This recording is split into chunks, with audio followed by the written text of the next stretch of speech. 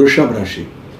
नमस्कार मित्रांनो, मी ज्योतिष महागुरु डॉक्टर पंकज शास्त्री घेवारे गुरुजी आपल्या सर्वांचं त्र्यंबकराज ज्योतिष या यूट्यूब चॅनलमध्ये मनापासून स्वागत करतो.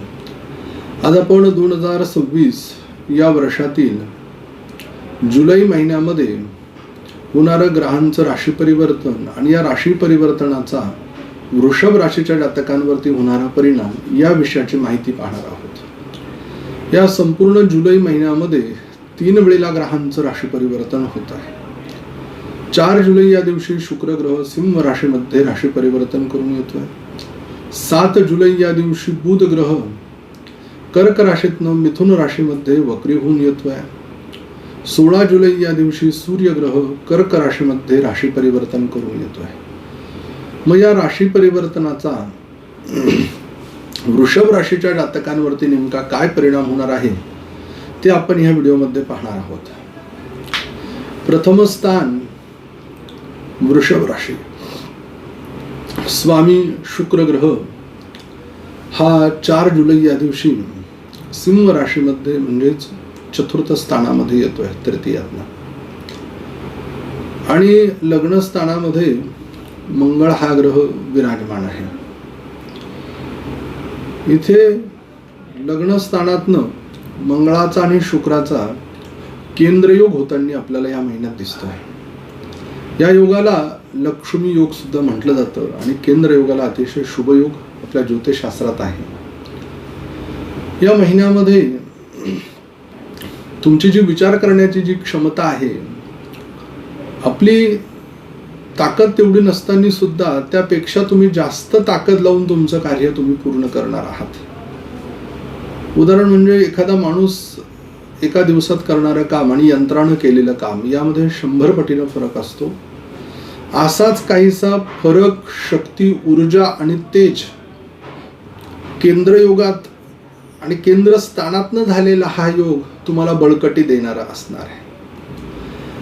कामशक्ती ही वाढलेली असल्या कारणानं प्रेम प्रकरण होण्याचा संभव इथे जास्त प्रमाणात दाखवतो आहे.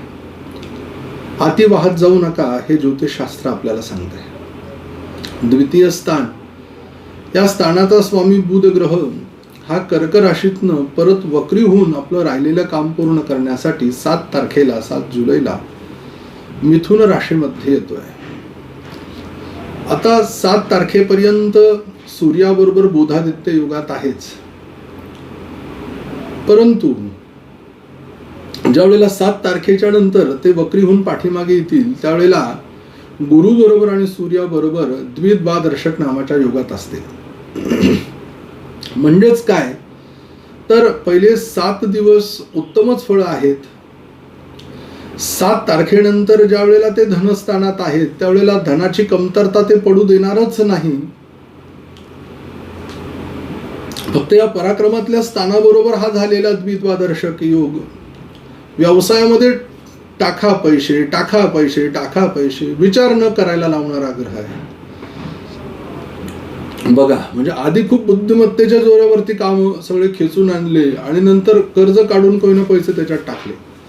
असं न करता जेवढी आपली ऐपत आहे, जेवढं आपण काम करू शकतो तेवढंच तुम्ही करा हे ज्योतिषशास्त्र तुम्हाला सांगताय. तृतीय स्थान, या स्थानामध्ये सूर्य हा ग्रह 16 तारखेला राशी परिवर्तन करतोय आणि तो 16 तारखेला मिथुन राशीतनं परत तो कर्क राशीमध्ये येतोय. आणि इथे गुरु महाराज विराजमानच आहे.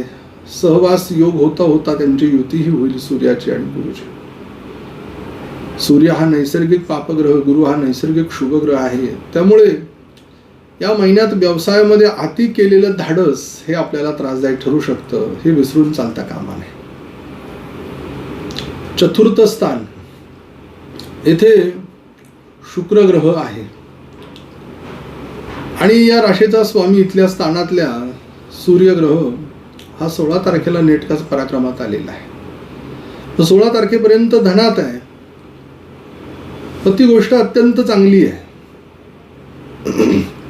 चांगली म्हणजे काय तर आर्थिक जे प्रश्न होते ते सुटलेच, परंतु वास्तू घेणं, वाहन घेणं, शेती जमीन घेणं यासाठी लागणाऱ्या आर्थिक प्रश्नांचे जे काही आपल्या अडचणी होत्या त्या सगळ्या आपल्या मोकळ्या होऊन ते कार्यसुद्धा आपले परिपूर्ण होत आहे आणि कार्याला चांगली गती प्राप्त होते. आईची प्रकृती ही अत्यंत ठणठणीत आहे. तिला काय हवंय काय नकोय सगळ्या गोष्टींची पूर्तता तुम्ही करताय. आणि शुक्र मंगळाचा झालेला लक्ष्मी योग हा तुम्हाला उच्च पदावर नेल्याशिवाय राहणार नाहीये. शुक्राचा आणि राहूचा समसप्तक नावाचा योग होतोय, एकमेकाची एकमेकावरती दृष्टी. परंतु शुक्र केतू या दोन ग्रहांचा सहवास योग होता होता युती ही पुढे होऊन जाते. त्यामुळे राहू महाराज हे दैत्यगुरु शुक्राचार्यांवरती आपला एवढा वाईट परिणाम सोडणार नाही. सुखांना मिळवून देण्यासाठी उलटी ते तुमची मदत करतील, हातभार लावतील. पंचमस्थान या स्थानाचा स्वामी बुध ग्रह हा तृतीयातनं परत द्वितीयात आलेला आहे. त्यामुळे शिक्षणाच्या साठी आर्थिक ज्या काही समस्या होत्या अडचणी होत्या त्या दूर होत आहे. लॉटरीचं तिकीट, शेअर मार्केट यासाठी चांगल्या प्रकारची धनप्राप्ती, पैसा या महिन्यात भरघोस खर्चही होणार आहे, मिळणारही तेवढाच आहे. संतान प्राप्तीच्या दृष्टीने असणाऱ्या अडचणी अडथळे हे सगळे दूर होत आहे आणि कार्याची गती वाढते. षष्ठ स्थान स्वामी शुक्र ग्रह जो की लग्नेश आहे तो चतुर्थात 4 तारखेला येतोय. त्यामुळे जास्त प्रमाण नाही पण थोड्या प्रमाणात महिन्याच्या उत्तर काळात आईच्या प्रकृतीला थोडासा त्रास जाणवेल. योग्य वेळी मार्गदर्शन गुरूंचं आवश्यक, डॉक्टरांचंही आवश्यक आहे. त्याचबरोबर नोकरीमध्ये जो चाललेला कलह होता, गोड बोलून सर्वांना आपलंसं करून घ्या हा मूल मंत्र तुम्हाला देतोय. भविष्यामध्ये कामाच्या ठिकाणी बढती होण्याची संभावना, प्रगती होण्याचे योग हेही दाखवत आहे. त्यासाठी कामाची गती कमी पडता कामा नये, त्या कामात सातत्यता होणं गरजेचं आहे. सप्तम स्थान वृश्चिक राशी स्वामी मंगळ ग्रह हा लग्नस्थानात स्थित आहे. शुक्राबरोबर त्यांचा केंद्र योग आहे. बुधाबरोबर द्विद्वादर्शक योग आहे. आणि पुढे सूर्याबरोबर गुरु बरोबर सुद्धा या मंगळ ग्रहाचे योग पत्रिकेत होत आहे. त्यामुळे चांगल्या प्रकारची पत्नी, चांगल्या प्रकारचा पती, जो चांगल्या ठिकाणी नोकरीला, स्वतःचा चांगला व्यवसाय असलेला, आर्थिक स्थिती उत्तम असलेला जोडीदार आपल्याला प्राप्त होतो आहे. फक्त या सप्तमेशाचा धनस्थानातल्या बुधाबरोबर होत असलेला द्विद्वादर्शक योग हा पार्टनरशिप करू नका हे तुम्हाला या महिन्यामध्ये सांगतोय. थोडा विचार करा आणि मग तुम्ही पुढे चला. अष्टमस्थान स्वामी गुरु ग्रह हे पराक्रमात आहे. सूर्य महाराजांबरोबर सहवास योग होता होता युतीमध्ये जाणार आहे. त्यामुळे कामाला गती बळकटी, मोठं असं काही संकट नाहीये, परंतु पाठीमागे वळून सुद्धा पाहायला लावणार नाहीये. फक्त खरेपणा हा गुरु महाराजांना फार चालतो. भाग्यस्थान स्वामी शनी ग्रह हे एकादश स्थानात आहे. शनी महाराजांचा सूर्याबरोबर गुरु बरोबर नवपंचम नावाचा योग होतोय. आणि तृतीय, षष्ठ, दशम, एकादश हे उपचय स्थान आहेत.